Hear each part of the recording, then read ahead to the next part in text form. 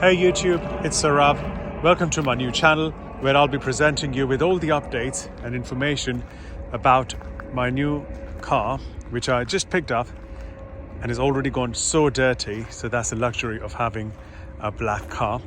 So on this channel, I will be telling you about my new MG and what it feels to go electric from a petrol car. So my previous car was a Mini Cooper, which I got rid of last week, and I opted to go for this one based on all the positive feedback I was getting. And this, so far I've driven 125 miles on this car, and it is a lovely car. Yeah, I'll cover all that later on, but this one is just to give you a quick walk around of my new MG. So this is the MG4 in black, as you can see, and this is the standard edition SE, which means this has the standard range, which does around 220 miles. However, based on my driving, I have been achieving a little more. Just to give you an idea, I'm getting around 5 miles per kilowatt hours, and the usable battery of this car is around 50.8, so let's call it 51 kilowatts.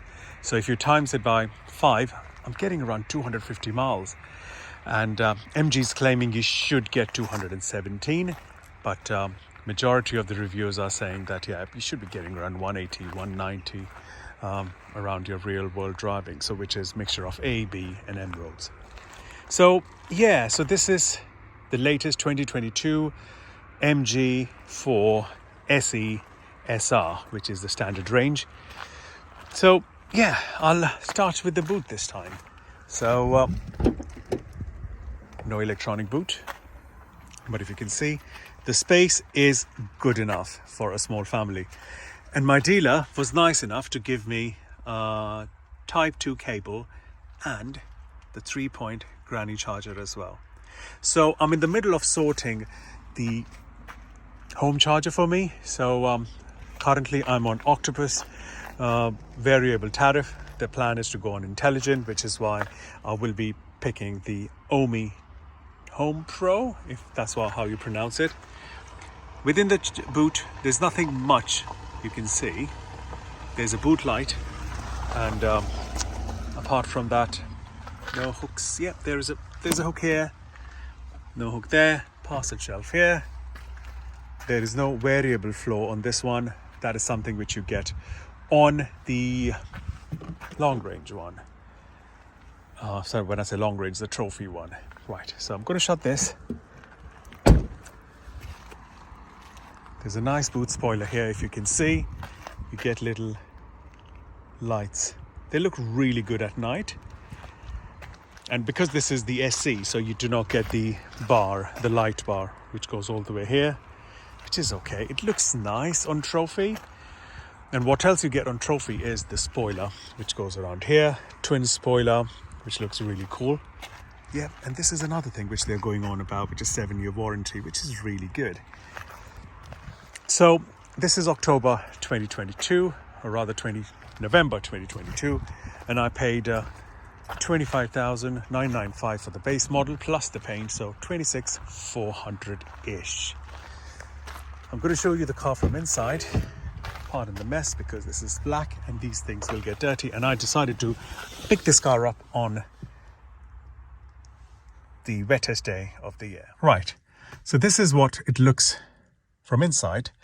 You must have seen all the reviewers talking about the interior. I don't find anything wrong with it. People are saying that this is a budget interior. Yes, of course, with £26,000. This is the interior. You must have already seen in other reviews. It looks nice. It's very Tesla-like from the middle. So you've got around 10.25-inch screen there. 7.5-inch screen here, if I'm not wrong, which displays everything nice and clear. You've got a little tray box there, a couple of water bottle holder there. You've got nice storage here as well. Back, yeah, my baby seat is already in place, which is really good, nice and comfortable, enough leg room. I'm around 6'2", and I'm not finding it difficult at all while sitting in. So I'll give you an idea. So this is my sitting position. I've got enough space, leg room, headroom. But now what I'm going to do is I am going to go and sit at the back to give you an idea what the leg room is about. So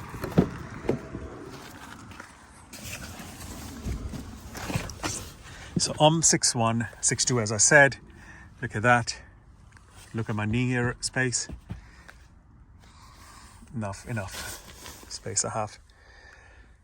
This is what it looks like. Yes, you can tell the interior, the seats quality is not going to be great. It's built on budget, but that's what you're paying for.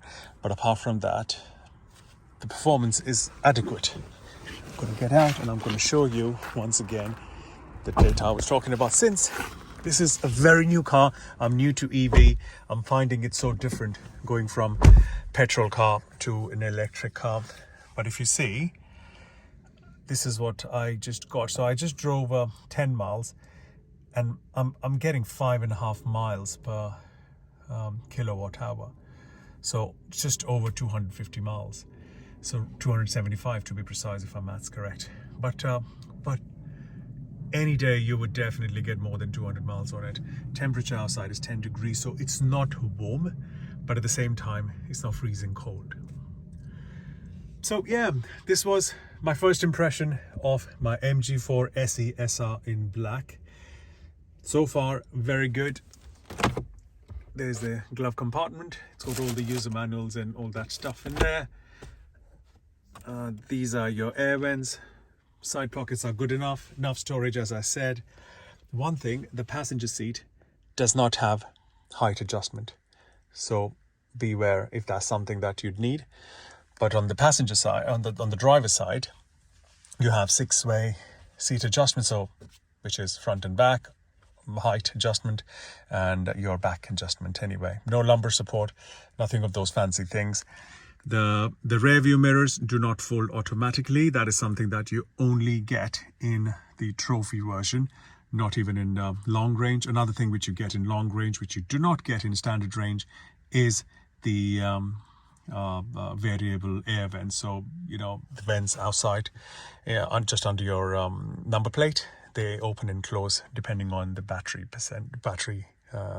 if the battery needs cooling down. Sorry about that. I'm just getting used to all these terminologies and how these things work. But so far, so good. I've been using Apple Play without any issue. One thing you have to make sure is that you plug in the USB-A, not USB-C.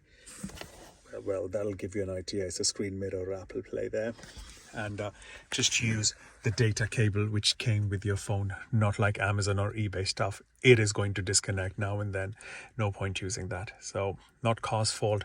You need that substantial or the real original cable which it came with. Apart from that, within the car setting, I'll show you very quickly.